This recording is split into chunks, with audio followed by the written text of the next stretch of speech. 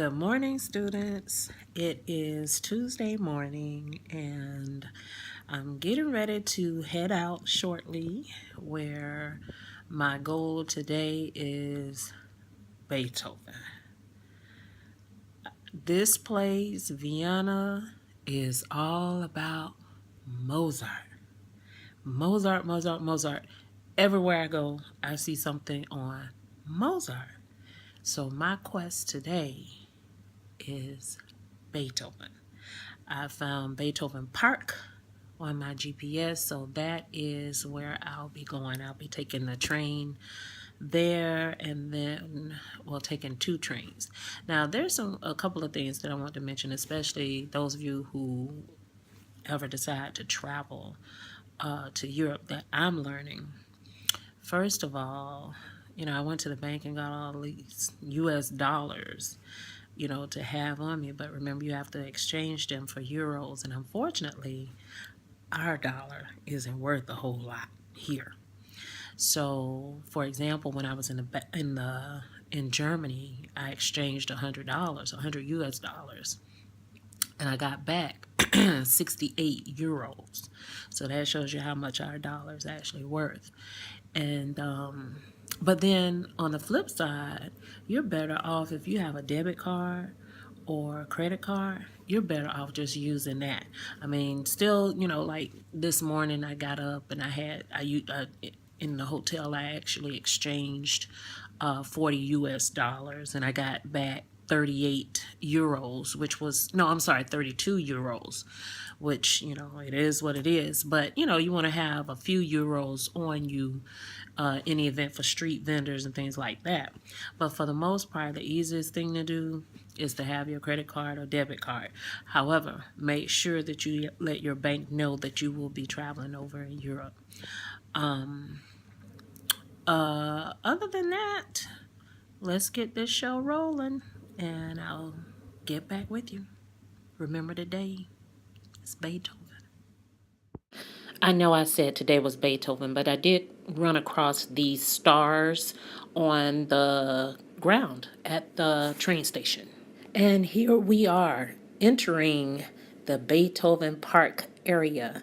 As you can see, here is the statue of Ludwig van Beethoven, who was born in Germany but actually spent most of his life here in Vienna.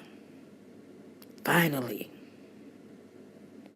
Now, Beethoven was one of the first composers who really lived off of the proceeds of his own career. He didn't work for a specific family, or he didn't work for a church. He made his money off of his compositions being published, as well as his performances and appearances.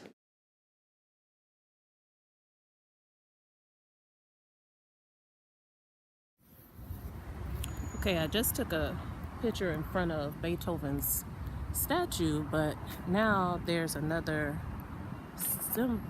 sign with his name, as well as Franz Schubert. I'll see what I can find out about this particular building shortly.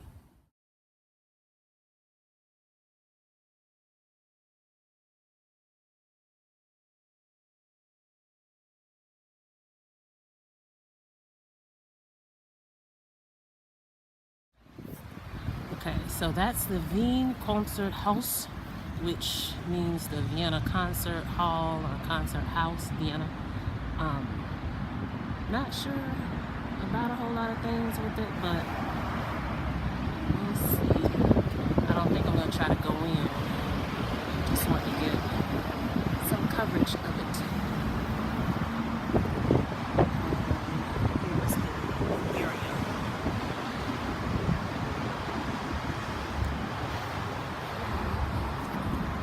Again, back over that way is Beethoven's statue.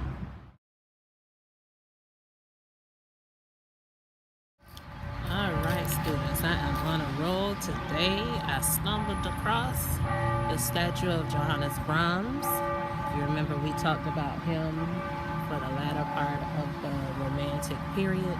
And remember, he was very good friends with Robert and Clara Schumann, and rumor has it when Robert was trying to, get with Clara Wieck at the time, Johannes Brahms also had a crush on her as well. And actually, his last two clarinet sonatas, which are oftentimes also played on the viola, were dedicated to Clara, his lifelong friend. So here is the statue to Johannes Brahms.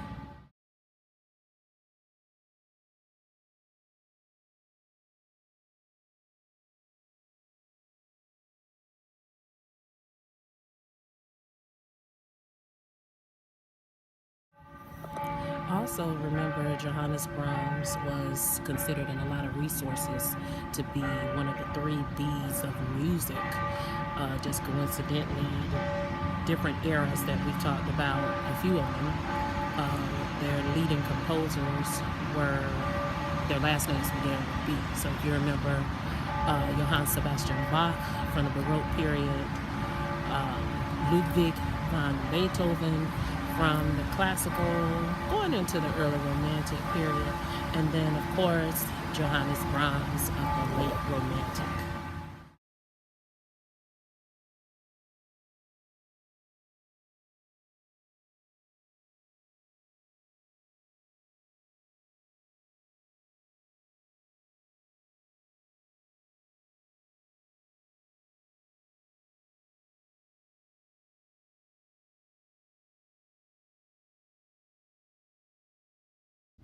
Now, students, this is the Arnold Schoenberg Center. We actually haven't started talking about him just yet, but we will in one day. In reference to Arnold Schoenberg, he was born here, of course, in Vienna, but he actually moved over to the United States, in which case he lived here for a number, lived in LA for a number of years until his death. Now, Arnold Schoenberg was very unique because he was one who didn't necessarily feel as if our music should be based on a particular key. He actually came up with a method called the 12-tone rope, or the 12-tone technique, that we'll get into. He also had two students that were just as successful as he was, Anton Webern as well as Alban Berg. Arnold Schoenberg.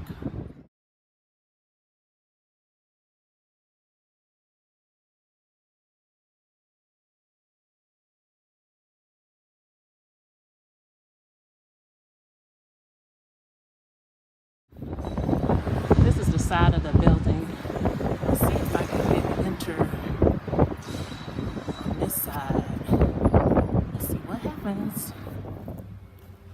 Well, let's see. Okay, we are in the Schoenberg Center, but it doesn't look like it's open. But I'm gonna be nosy and see what else is going on around here.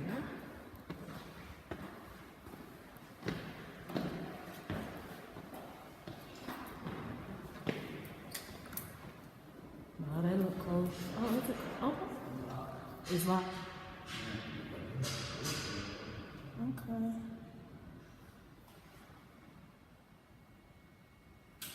Oh Lord, let me get out here and cut the lights on.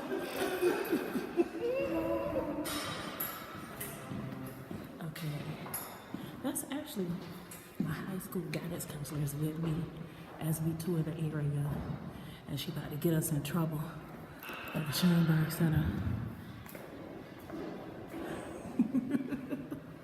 Okay, well, we at least came. This has the hours, I assume, that I can't read. Oh well. Well, at least we came.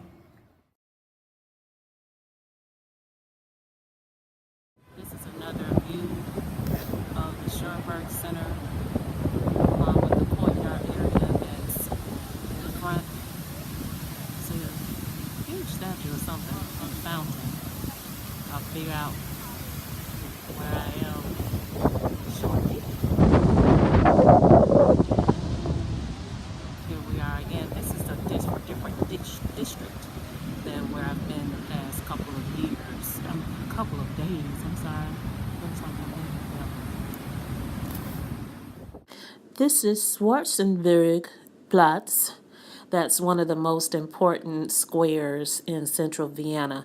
And the fountain is Hochstrahlbrunnen. I know my German is messed up, but this is a fountain commemorating the water supply of Vienna. This is the University of Music and Performing Arts in Vienna, and it's actually not too far from Beethoven's Park.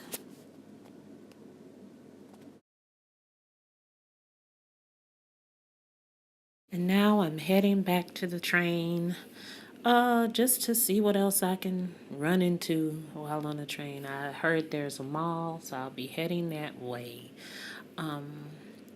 We'll try this again tomorrow. Bye.